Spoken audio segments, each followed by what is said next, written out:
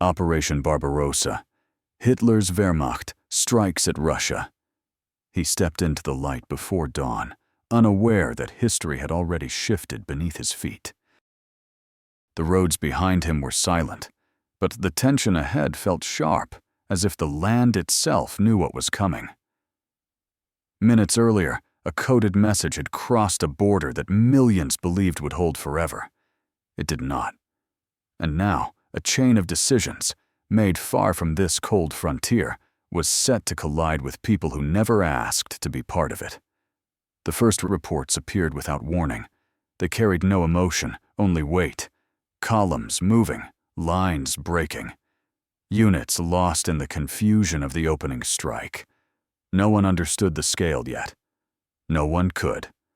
But a pattern started to form, thin at first, then thicker, a thread running from distant offices to forgotten villages. Something had been set in motion that could not be undone.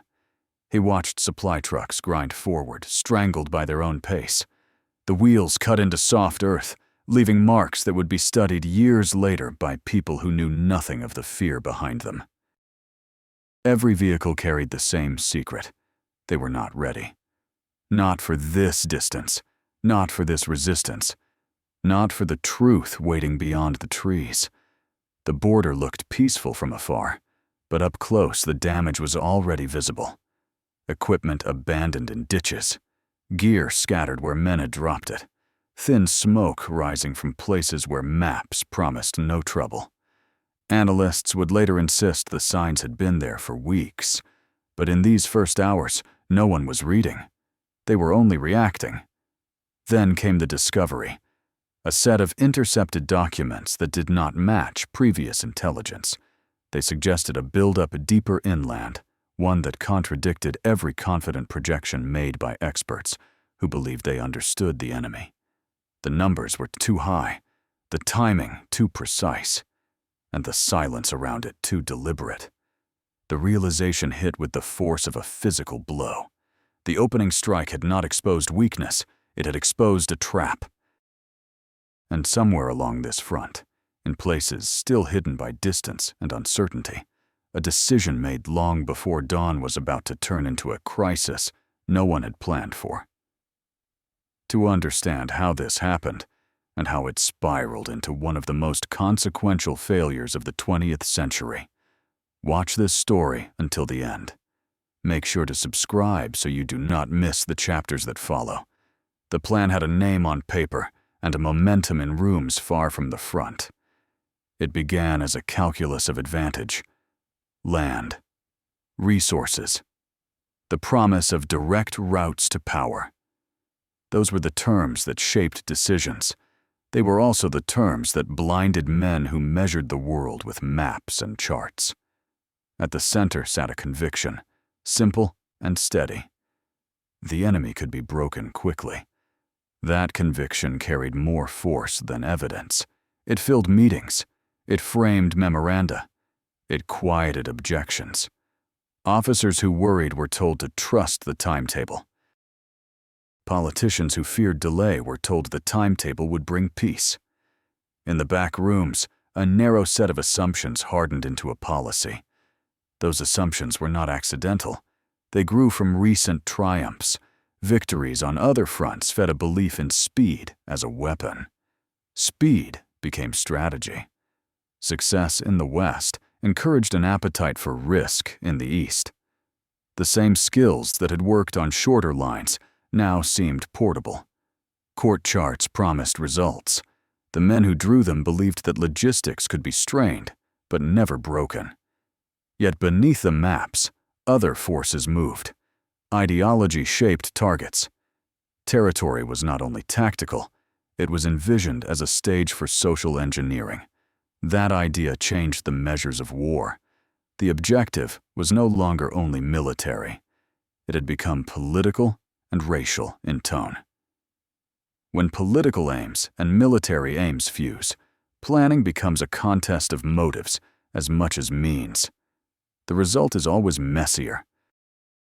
In the months before motion began, planners wrote orders that mixed practical aims with absolute goals. They called for decisive blows.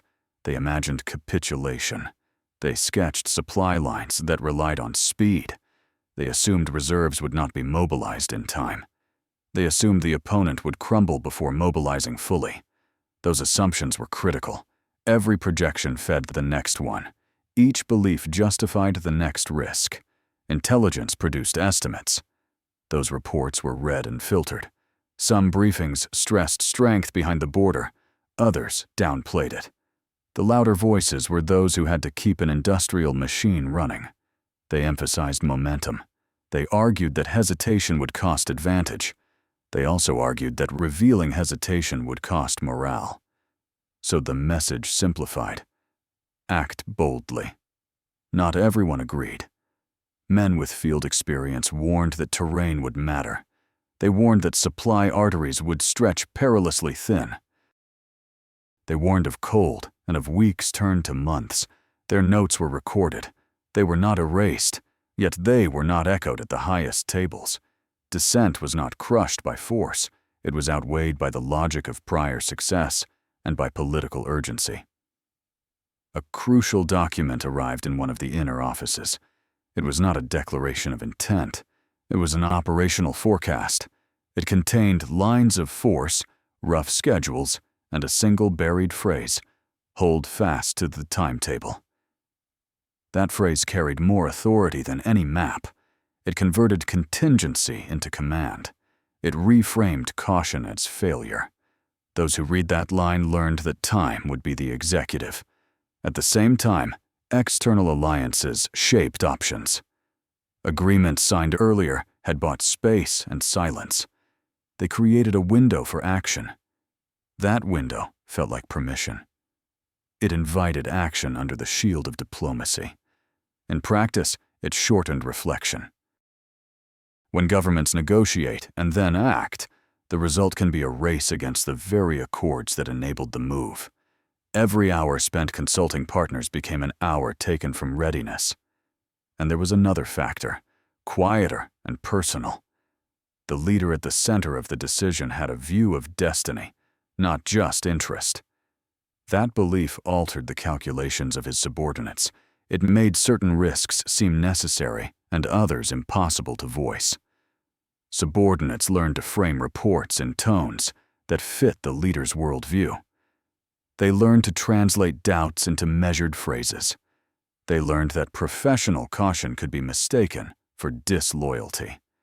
By the eve of motion, plans were coherent on charts and brittle in practice. Supply sifters and logistics officers flagged weak points. Field commanders counted kilometers and wagons. Yet the public face remained steady. Broadcasts promised a short campaign and a triumphant return. Inside, pockets of unease multiplied. Files labeled contingency multiplied. A small band of officers whispered of reserve concentrations they had seen on satellite maps and in prisoner reports. Their concerns stayed inside envelopes. In the end, the decision to act was less a single moment than the sum of many small ones. It was not only the signature on a directive, it was a culture of expectations, a sequence of concessions, and a narrowing of doubt. The choice that morning to cross a boundary was prefigured by months of choices that privileged momentum above method. The first strikes had already begun when these facts cooled into headlines. The front line met plans they had never read. Men on both sides felt the weight of choices made elsewhere. The gap between expectation and reality was opening. The first week of movement looked smooth on the situation maps, but the ground told another story. The advance stretched across wide land with few stable routes. The roads were narrow and uneven, built for calm trade, not for the weight of armored lines and endless columns. Each mile taken demanded fuel, parts, and strength that planners had treated as steady. Yet nothing on this frontier stayed steady for long. Convoys moved with a confidence shaped by earlier victories, but confidence could not clear paths that broke under pressure. Trucks sank into soft dirt. Crews pushed with bare hands when engines failed. Horses strained under loads meant for stronger machines.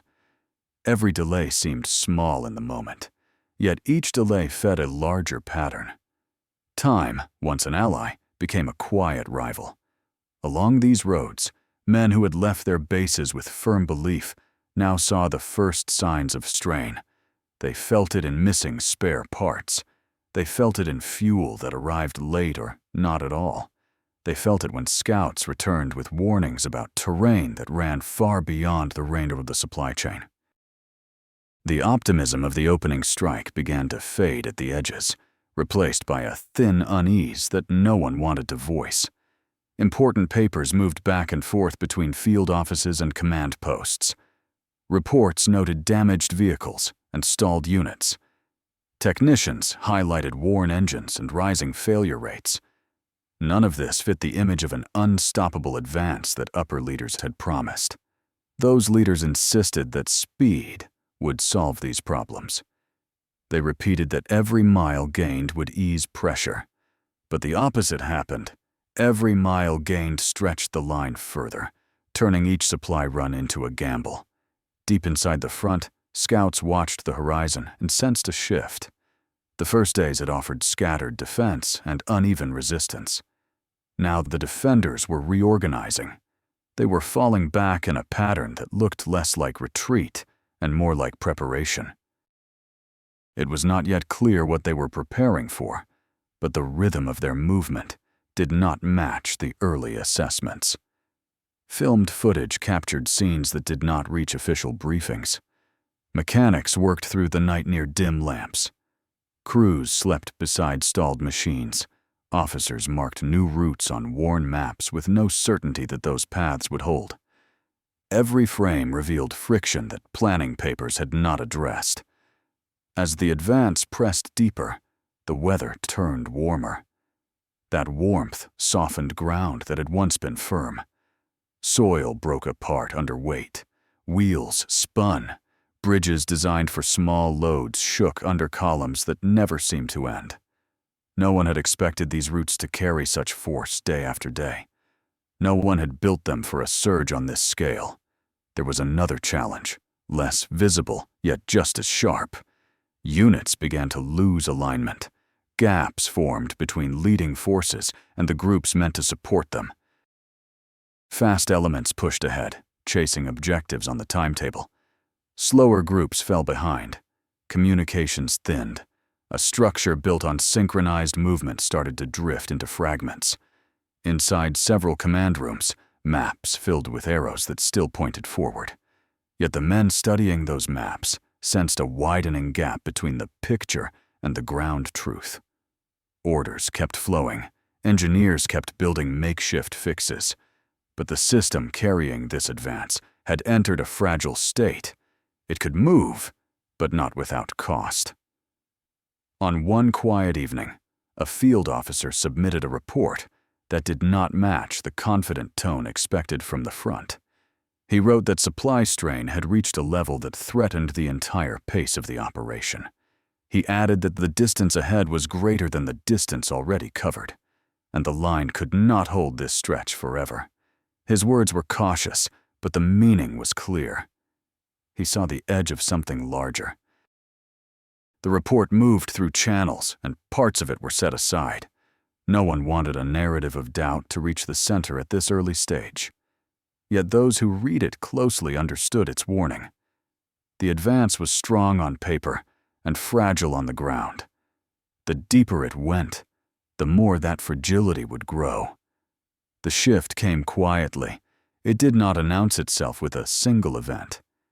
It surfaced in fragments that seemed small at first. A longer pause on one road, a sudden rise in distant gun flashes, a report that spoke of a unit holding ground instead of falling back. Each detail alone meant little. Together, they formed a pattern that did not fit the early forecasts. The defenders had been struck hard in the first days. They lost ground in wide arcs. They left routes open that looked like signs of collapse. Yet inside those withdrawals, a new structure was forming. It was not smooth, it was not perfect, but it was real. Command posts began to link scattered groups into lines that held a shape. Those lines were thin, but they held long enough to slow the front. At the same time, messages moved through the enemy's rear. They carried orders to regroup near key junctions and river edges. They told units to move at night. They directed trains to shift men and gear toward points that had looked empty only days before. This flow of movement caught scouts by surprise. It showed that the defenders still had reserves that earlier briefings had dismissed. For the men pushing forward, the change first appeared in the air. Smoke that had drifted freely now rose from deeper ranks. Fire that once came in scattered bursts now came from positions arranged with care. The defenders were no longer reacting in chaos. They were shaping the field. They were building depth. Machines that had moved fast across empty space now met new layers of force. Crews heard the difference. The sound of impact changed. It carried weight. It carried intent. These signs were not lost on the front. Officers who had expected open routes found crossfire instead. Their readable maps became uncertain again. In captured pockets behind the lines, items began to appear that should not have been there so early. Fresh uniforms, new rifles, markings that showed recent issue. These details proved something that the early plan had denied. The enemy had prepared far more material than the planners had believed, and they were willing to use all of it. Reports carried these findings to the staff posts. Some officers wrote that the defenders were showing a rise in order. Others wrote that the enemy was adapting faster than expected. A few, more direct, warned that the front might soon face a heavier wave. None of these reports carried fear. They carried clarity. Meanwhile, the weight of the advance grew. Fuel columns fell farther behind. Repair trucks worked without pause. Crews stripped parts from damaged units to keep others moving. This practice was not part of the plan. It was a sign that the pace had reached its limit. Every mile took a price. Every hour widened the strain on the chain that held the line together. The deeper the advance reached, the more this strain showed. Small towns that looked empty in maps now held pockets of defense. Roads that seemed open turned into choke points. The land pressed back with its own logic. The fronts of earlier wars had not prepared these men for such depth. Here, distance itself behaved like an unseen force. Inside the command rooms, some leaders still believed the operation was on track. They focused on gains, not on the cost of those gains. They looked at territory taken, not at the wear beneath the surface. But the officers closer to the ground understood the change. They felt the drag in each action. They saw the enemy forming lines where none had been. They sensed that the easy stage had passed. One night, a field report reached the staff in a simple envelope. It described an encounter on a narrow ridge. A small group of defenders had held the ridge long enough for fresh units to move into place. That delay had slowed a key arm of the advance. The report ended with one clear line. The enemy now acts with purpose. That line moved quietly between the desks. It carried more weight than its size suggested. It marked the point at which the planners could no longer rely on the early image of a broken foe. The resistance was not fading. It was forming.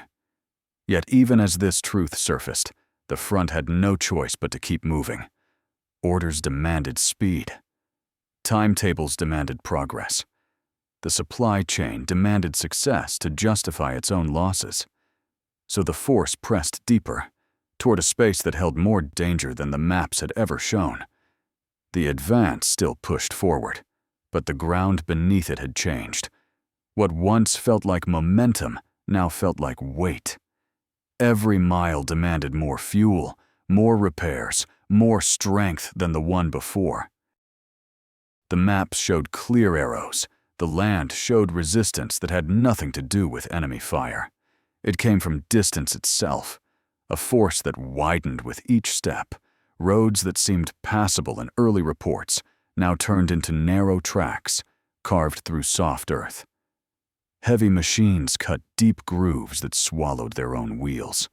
When one truck stopped, the ones behind it stalled in a chain that stretched back for hours. Crews jumped out and pushed until their legs shook. Engines roared and died. Horses struggled under gear meant for stronger frames. The front moved, but it moved like a body carrying its own exhaustion. In field depots, pile after pile of broken parts rose faster than replacement crates. Mechanics worked without pause, using tools sharpened to the last edge. They stripped damaged machines until nothing useful remained. They patched engines with plates that bent under pressure. Many units that looked whole on paper had no fuel, no spare wheels, no way to move. Their presence on the map meant nothing. Reports from scouts grew sharper. They wrote of rivers swollen by summer heat, bridges weakened by pressure, forest bands that slowed movement to a crawl. They noted that the defenders now held ridges and crossings with far greater discipline. These were not scattered men running from a shock. They were organized. They were waiting. The first major sign came on a narrow stretch of terrain where the land sloped upward in long, uneven folds. The attackers reached the crest expecting open space. Instead, they met trenches carved with fresh purpose. The defenders fired with precision, not panic. It was not a decisive battle. It was something quieter and more troubling. It showed that the retreat was no longer a collapse. It was a delay designed to drain speed. The cost of the delay grew inside the supply columns. Fuel trucks that should have reached the front in one day now took 3. Some never arrived. Drivers abandoned vehicles buried in soft ground. Others guarded stalled tanks until engineers arrived with ropes, planks, and sheer force. Nothing about these actions fit the timetable. Yet the timetable still ruled the decisions. Aerial units recorded footage of the roads from above. The images told a truth the reports softened. Long lines of vehicles stretched into the horizon, unmoving. Dust rose from machines that could not move forward or back. Field officers studied these images with tight jaws. They knew what such lines meant. They knew the advance had outrun its own base. The defenders felt this shift, too. They saw the delays. They listened to the engines fighting the mud. They watched the lead units slow, and they adapted. They formed new lines on higher ground. They reinforced crossings that had been abandoned only days earlier. Their focus turned from retreat to resistance. They timed their strikes to hit the advance when it was most exposed. In one field post, an officer wrote a summary that captured the new reality. He stated that the operation had reached a point where movement depended less on force and more on endurance. He noted that the enemy now acted with full clarity. They withdrew when needed. They fought when it mattered. They used the land as a partner. This summary ran through channels in silence. No one openly agreed with it, but no one dismissed it. It spoke of a truth forming at the edges of the campaign. The strategy built on speed was now facing conditions that punished speed. The idea of a fast victory, once so certain, now rested on ground that shifted under every load. Yet the orders remained the same. Push forward. Hold the line. Maintain pressure. The men at the front did as they were told, even as the strain deepened. They watched their machines wear down. They watched distance grow heavier. They watched the defenders grow sharper. Still, they moved. The signs of change appeared first in the spaces behind the enemy's lines, far from the noise of the front. Supply trains began to arrive more often. Columns moved at night with a discipline that had been missing in the first frantic days. Scatter turned into structure. Units that had seemed broken reformed in compact groups. A new shape emerged in the distance, not yet fully visible, but large enough to shift the balance. The attackers felt it before they understood it. Recon teams reported unusual patterns in the enemy's movement. They saw coordinated withdrawals instead of desperate flights. They saw trenches dug with speed and precision. They noted fresh equipment where none should have been. These reports did not match the early assumptions about a crumbling opponent. They hinted at something else: adaptation. Inside forward command posts, the tone of field messages changed. Officers wrote that resistance was no longer local, it was layered.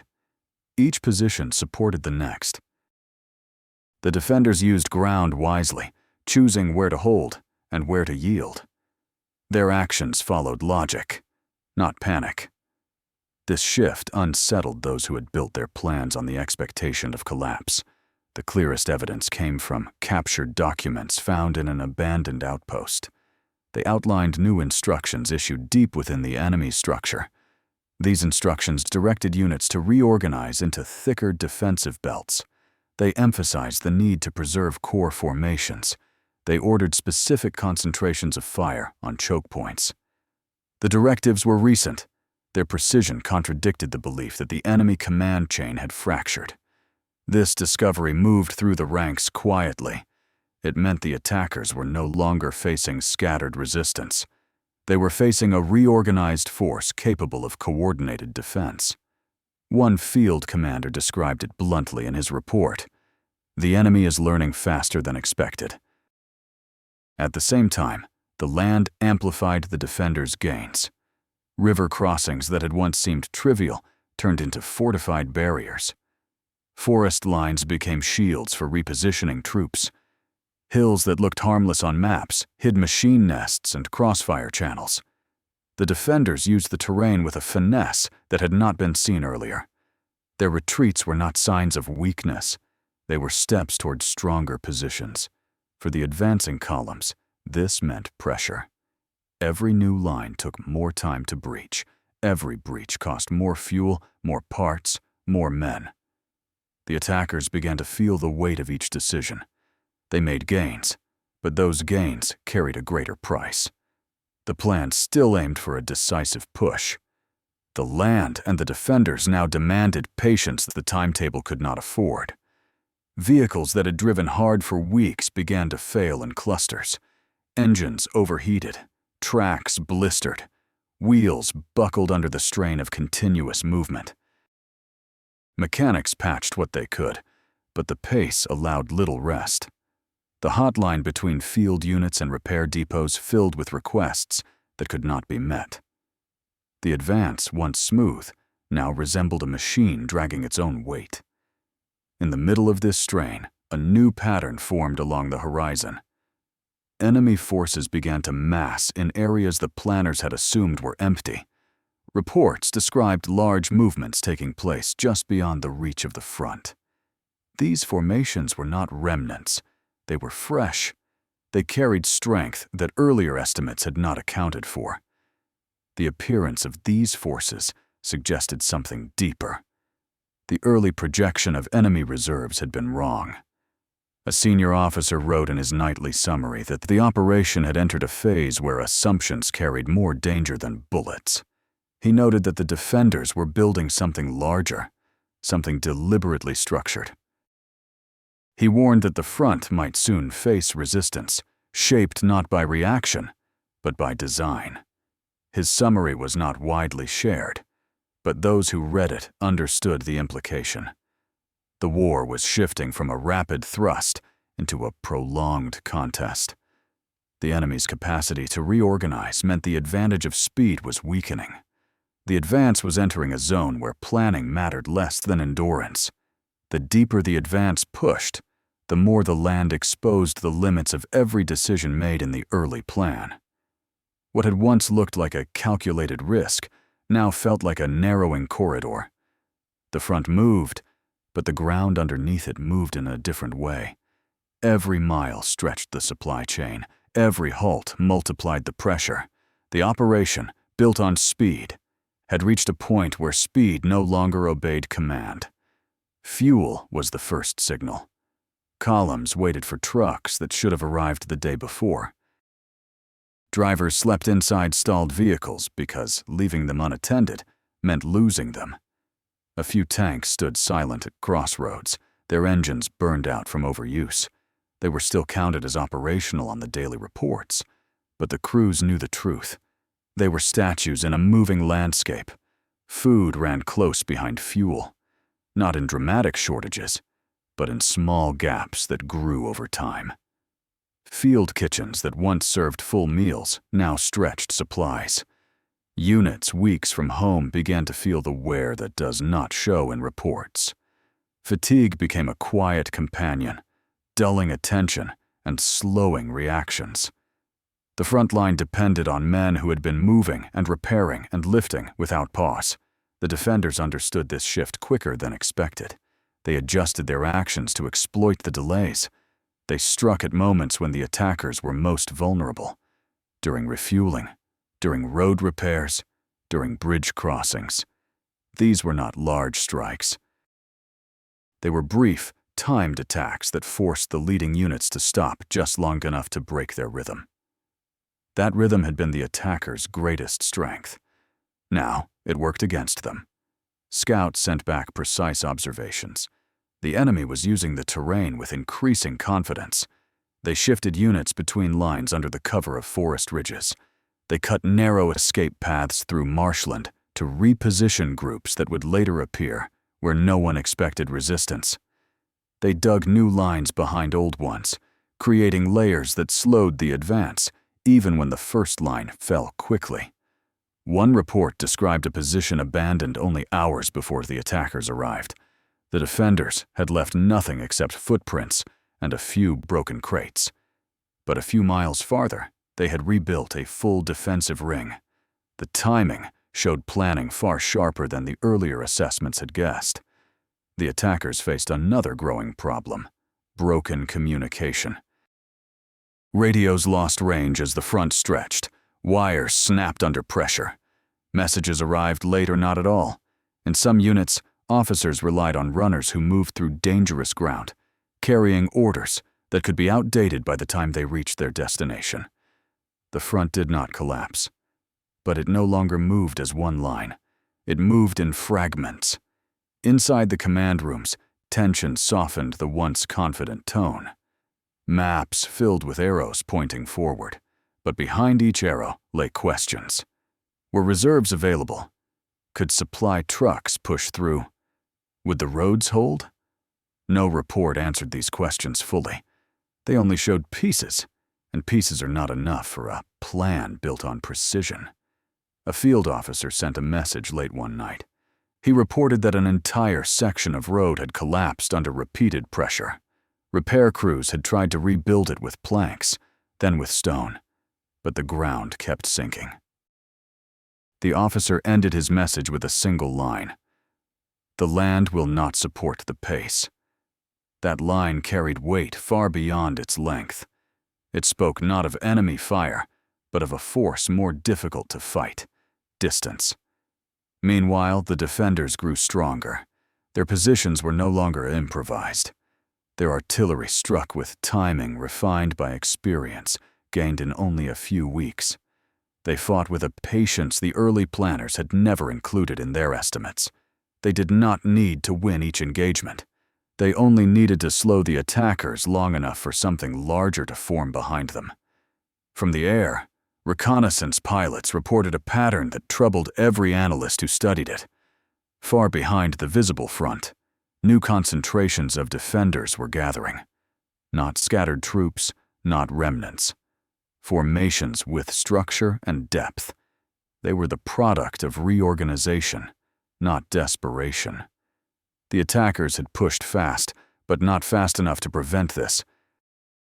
The first clear sign of a deeper shift came not from the front line, but from a series of aerial photographs taken during a late-day reconnaissance run. The images showed something that analysts had not seen in earlier stages of the campaign. The defenders were building depth, not scattered defenses, not improvised pockets. Depth. Lines behind lines, each one stronger than the last. It was a structure that signaled intention, not survival.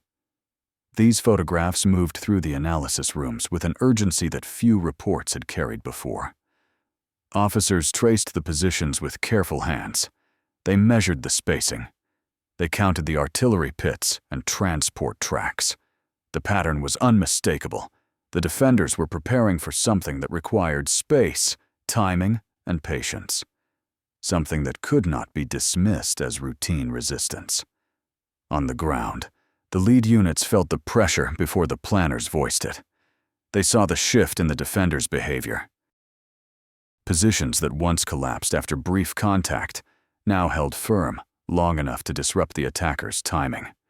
When those positions finally fell, another waited beyond the next ridge. This rhythm became familiar. Engage, breach, advance, stall. It repeated with a consistency that drained momentum. Each delay tightened the strain on the supply line. Fuel trucks struggled across roads that broke under repeated use. Repair crews worked without pause, patching machines that had passed their limits 2 weeks earlier. Horses pulled loads meant for engines. Men lifted crates meant for the horses. No link in the chain broke outright, but each link pulled harder than it should. The defenders used these delays with sharp intent. They launched short bursts of fire at moments when the attackers were most exposed. A bridge crossing, a stalled convoy, a narrow pass made narrower by the wreckage of a single burned truck. These attacks rarely lasted long. They did not need to. Their purpose was not to destroy. Their purpose was to pull time away from an enemy that depended on speed. In one sector, a forward unit reached what looked like an abandoned field at dawn. The ground seemed safe, but as the light shifted, they saw fresh trenches cut into the far edge. A thin smoke line rose from a hidden camp. The defenders had been there only hours earlier. They had left the field intact to avoid detection. But they had moved to higher ground behind it, where they had a full angle of fire. The layout of the position showed planning far more deliberate than the attackers had seen in the first week. These scenes repeated across the front. The defenders adjusted their lines with clarity. They opened space only where it served their next move. They preserved their core formations. They secured their roads. They timed their withdrawals. They shifted forces in the night, using forest lines and dirt tracks that maps barely noted. They were not fighting for every yard. They were fighting for control of the pace. Inside several command rooms, the tone shifted from confident to cautious. Field officers wrote that the defenders were no longer dispersing. They were pulling into organized belts. Analysts compared new reconnaissance logs with earlier ones. They noted increases in artillery. They noted movement of heavier units toward the critical junctions. They noted a change in posture that suggested upcoming counter-pressure. One report stood out. It came from a senior intelligence officer who had studied the defenders' patterns since the early hours of the operation. He wrote that the enemy had reformed its structure in a way that allowed it to absorb the first shock and still retain strength for a second phase. The attackers had prepared for collapse. They now faced a force that had endured. This was not yet a crisis, but it was a warning. At the same time, the physical strain on the attackers grew sharper. Engines failed faster. Tires shredded on roads that barely held shape. Bridges weakened with every new crossing. Field medics treated injuries caused by exhaustion as often as those caused by fire. Men slept in brief stretches, waking to the same weight of distance they had carried the day before. The advance continued, but it moved through an environment that pressed back from every direction. The land slowed them. The defenders shaped that slowdown, and the gap between the plan and the reality widened to a point where it could no longer be ignored. Late one night, a field commander sent a final report before moving his unit toward the next objective. His words were plain but sharp. He wrote that the defenders were preparing for something larger than anything seen so far. He added that the front was stretched to a point where the smallest disruption could stall movement for days. His message ended with a sentence that would echo in later briefings. The enemy no longer yields ground without purpose. The moment when the advance lost its previous rhythm, did not arrive with a single clash. It emerged through a tightening of conditions that had been building for days. The attackers still moved forward, but the tempo had changed. Each step required more force, more fuel, more time, and the margin for error narrowed until it felt like a blade drawn across the route ahead. At dawn, on the 9th day of this deeper push, the first major disruption struck. A supply column that had left its depot on schedule found the main road ahead blocked by a collapsed bridge. The structure had endured dozens of crossings before finally giving way under its own fatigue. Engineers arrived quickly, but their repairs required hours the front did not have. The delay rippled through the entire sector. Tanks idled. Crews waited. Units that depended on this resupply burned precious fuel just to maintain their formation. This was no isolated accident. Across the line, roads crumbled under constant pressure. Columns stalled in long stretches of mud that resembled trenches more than routes.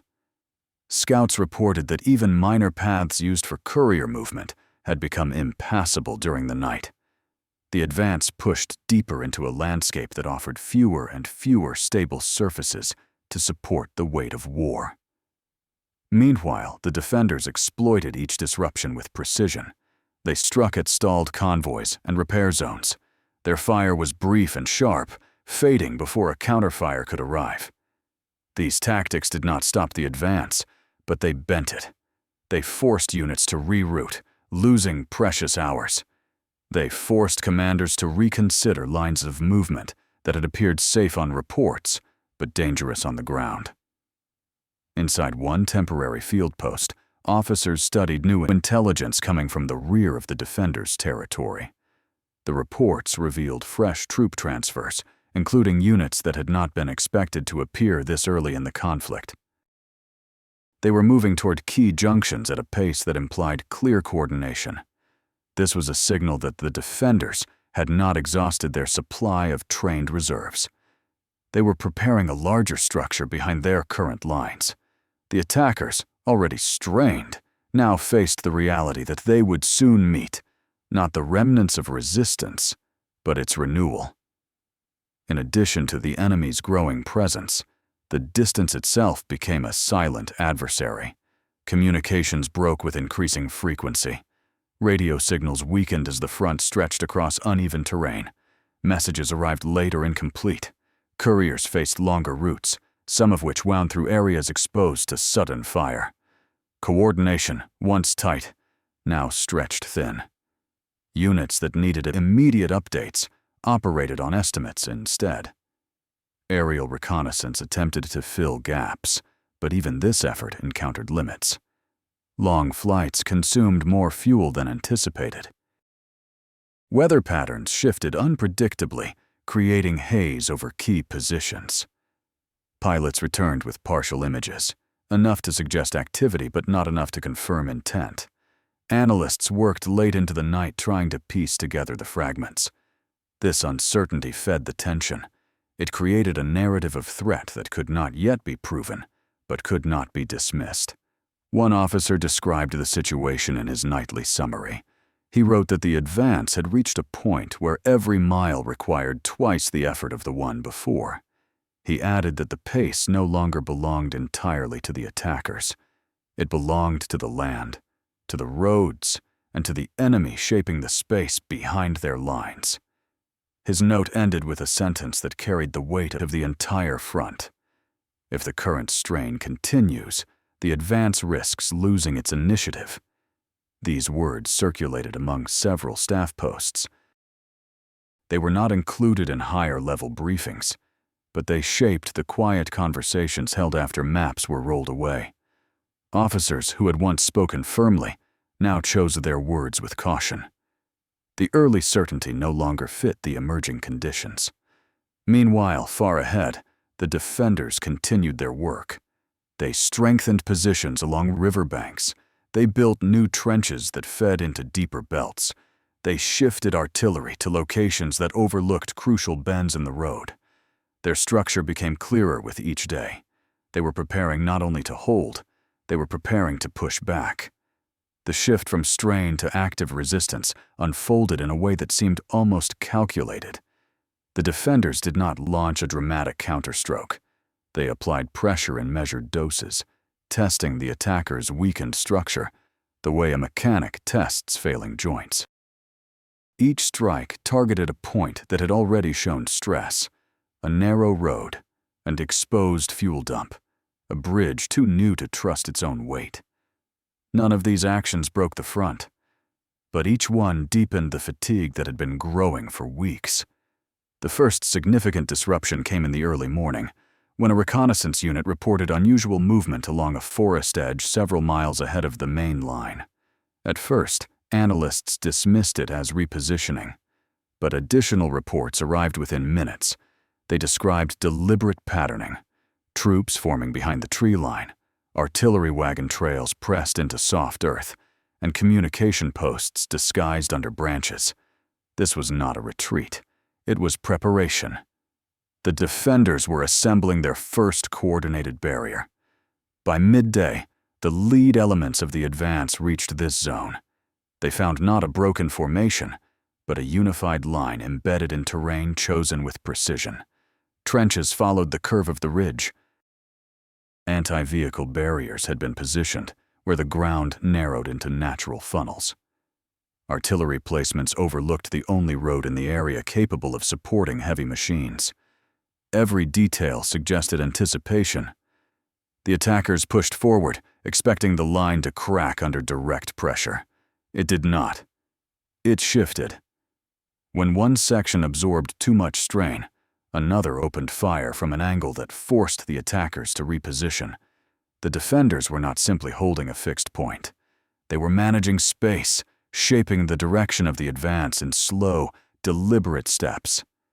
This was the first moment when the attackers realized they were no longer facing an enemy responding to events.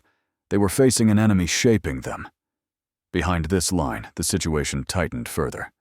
Supply convoys attempted to maintain pace, but their movement grew slower by the hour. Trucks that carried food and ammunition waited at crossroads for clearance from engineers who needed to inspect bridges at every crossing. Mechanical breakdowns multiplied. The repair units, already stretched thin, struggled to keep up with the growing list of machines requiring immediate attention. The defenders recognized these delays and acted with precision. They targeted choke points where stalled convoys created temporary clusters. They did not aim to destroy the columns outright. They aimed to force more delays, forcing drivers to redistribute loads, forcing officers to reroute columns through longer detours, forcing the entire advance to lose the rhythm it depended on. In several sectors, reconnaissance flights captured evidence of additional buildup behind the defenders' primary belt. These new formations suggested depth well beyond what planners had predicted. Analysts traced the routes leading to these new positions and realized they fed directly into the areas where the attackers had concentrated their heaviest units. The defenders were not only strengthening their line, they were preparing to channel the attackers into zones where mobility would suffer the most. Inside the command posts, the tone hardened. Reports that once carried confident projections now carried warnings. Officers noted that the defenders were coordinating movements with unusual speed. They emphasized that the terrain ahead favored the defenders in ways earlier maps had understated. They raised concerns about the distance separating frontline units from their supply bases. The requests for additional resources outnumbered the available reserves. One message, written by a field intelligence officer, captured the evolving threat sharply. He observed that the defenders' actions displayed a level of cohesion that indicated central planning rather than ad hoc survival. He concluded that the front was approaching a point where the defenders could transition from defensive endurance to offensive pressure. His conclusion carried weight across multiple sectors. It suggested that the window for achieving the operation's core objectives was narrowing with each passing day. As the attackers pressed against the newly formed defensive belt, their progress slowed to a degree that alarmed even the most optimistic planners. Each mile now required hours of coordinated effort. Infantry clearing obstacles, engineers stabilizing roads, artillery providing cover for stalled machines. The advance still moved, but its movement reflected struggle rather than momentum. In the final hours of the day, the defenders executed one more calculated action. They launched a brief artillery barrage, not at the front line, but at a vulnerable junction in the attackers' supply route. The barrage was short, but it severed the road at a point where repair would require significant time. The attackers now faced an extended logistical gap at the precise moment when they needed every link intact. The turning point began in silence. No sudden barrage, no dramatic shift on the map. Instead, it emerged through patterns that only revealed their meaning when viewed together. Messages arrived from multiple sectors, describing the same subtle change. The defenders were no longer only holding ground, they were probing. Early in the morning, forward patrols reported unfamiliar tracks along a narrow woodland trail. They did not belong to the attackers' machines. A few hours later, a separate unit found fresh shell casings in a clearing that had shown no activity the previous day. By noon, scattered bursts of fire landed near a supply point that had remained untouched for weeks. None of these events seemed decisive alone, but together they signaled a shift in the defenders' posture. They were testing the attackers' weakened structure, searching for fractures. Behind the front line, the attackers' logistical challenges sharpened. Fuel deliveries arrived late or in reduced quantities. Mechanics worked through the night, but machines continued to fail faster than they could be repaired. Commanders had to choose which units received priority support, leaving other formations to operate with barely functional equipment. The front did not collapse, but it grew uneven, with strength concentrated in some sectors and unavoidable weakness in others. The defenders seemed to understand this imbalance with uncanny precision. Intelligence analysts noted that their movements consistently targeted the attackers' thinnest links. This indicated not guesswork, but observation. They were studying the attackers' rhythm, waiting for the moment when pressure on a weak point would deliver disproportionate impact. In the central sector, the defenders increased their presence along a series of low ridges. From these vantage points, they could observe troop movements and estimate the flow of supplies. Small detachments moved at night, positioning themselves in areas that offered concealment and angles for future strikes. Their actions showed restraint, but also intention. They were building a framework for something larger. The attackers attempted to tighten their structure, but distance worked against them. Orders traveled slowly. Units that needed reinforcements waited for them longer than anticipated. Road repairs lagged behind schedule. Convoys redirected through secondary routes risked becoming isolated. Every adjustment created new vulnerabilities. Reconnaissance flights conducted late in the day captured an image that drew immediate attention in several command rooms.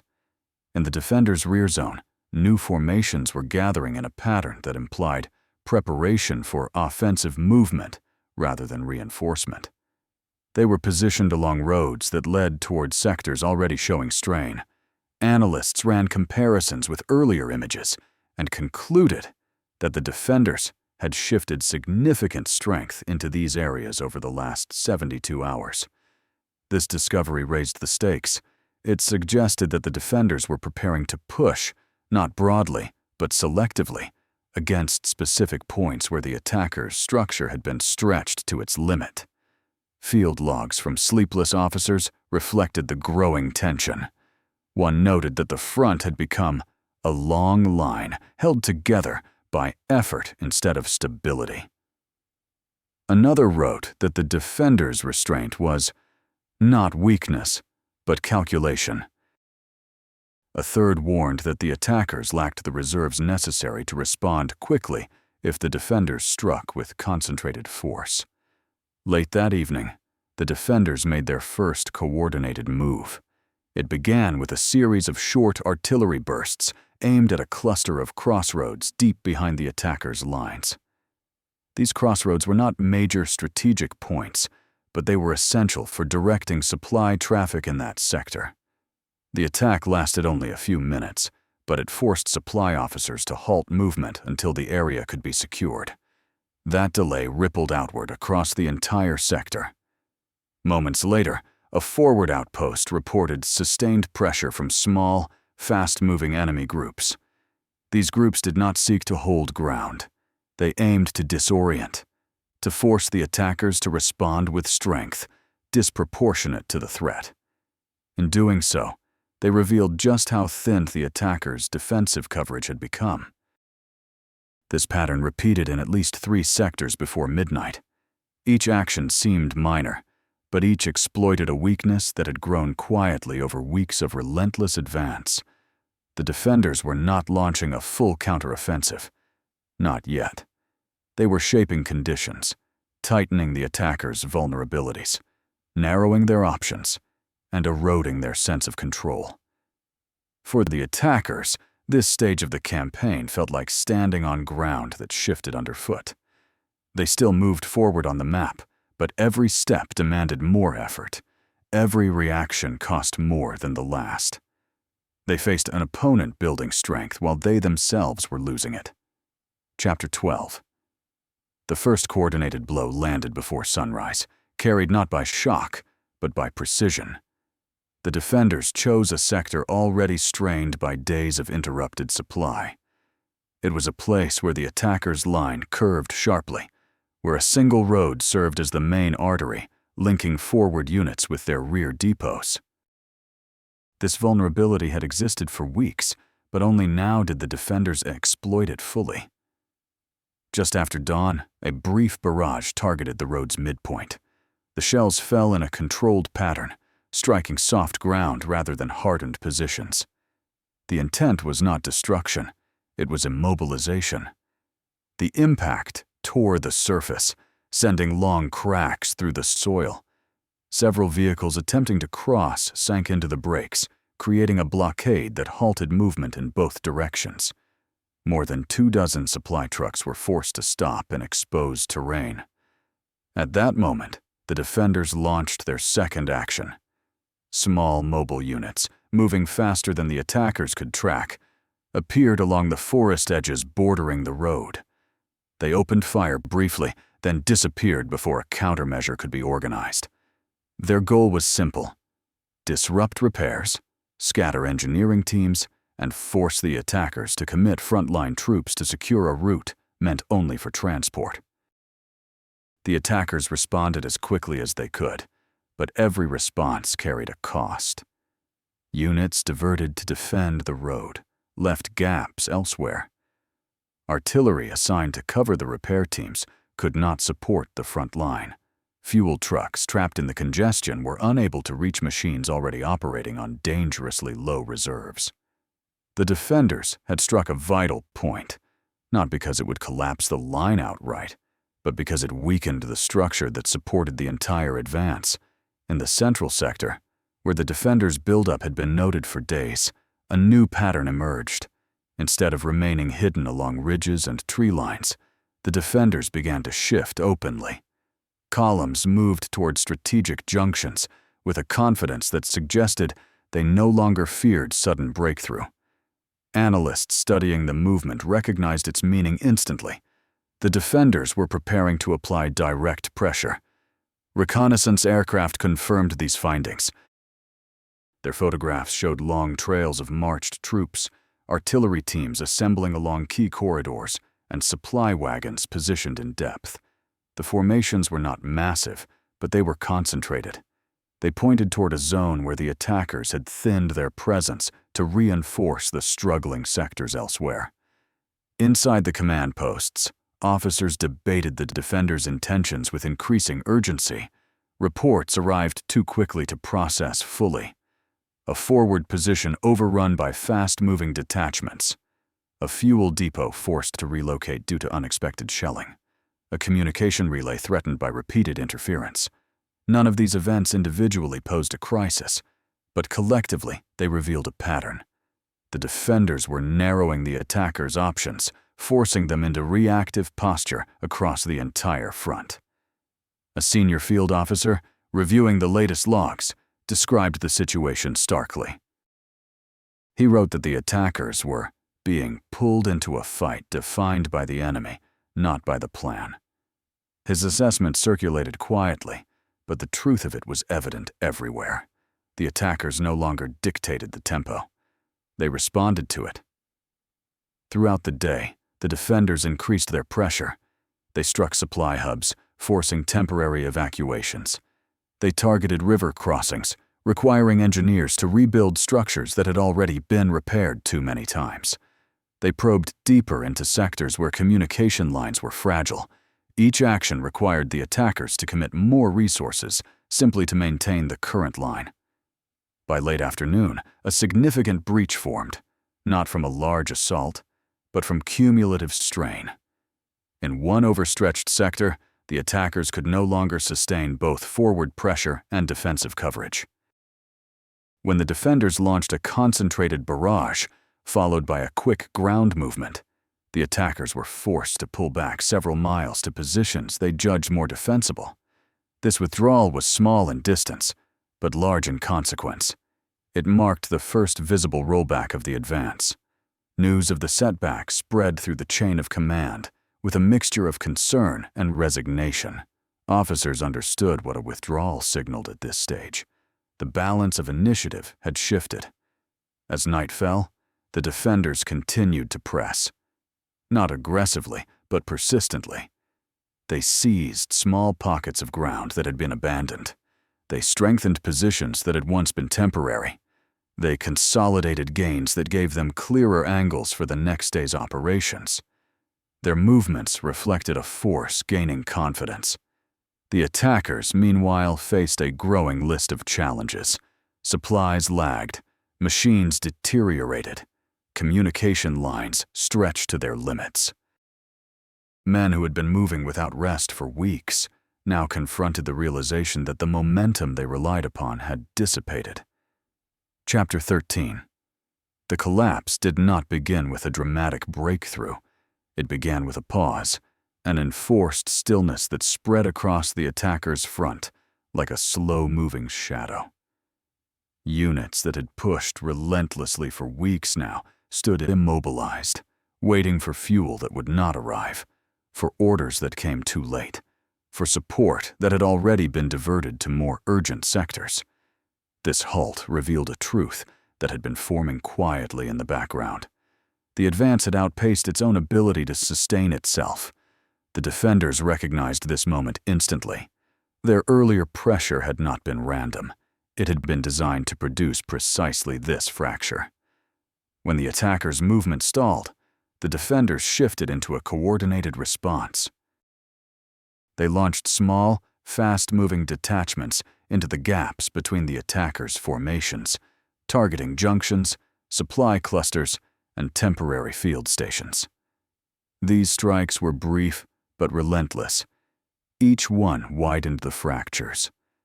In the northern sector, a recon unit reported that several key crossroads had fallen under defender control.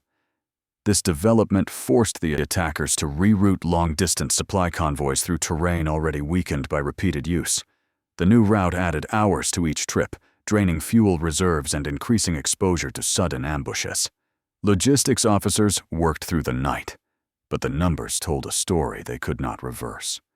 Further south, a series of coordinated artillery strikes severed communication lines, just as the attackers attempted to reorganize.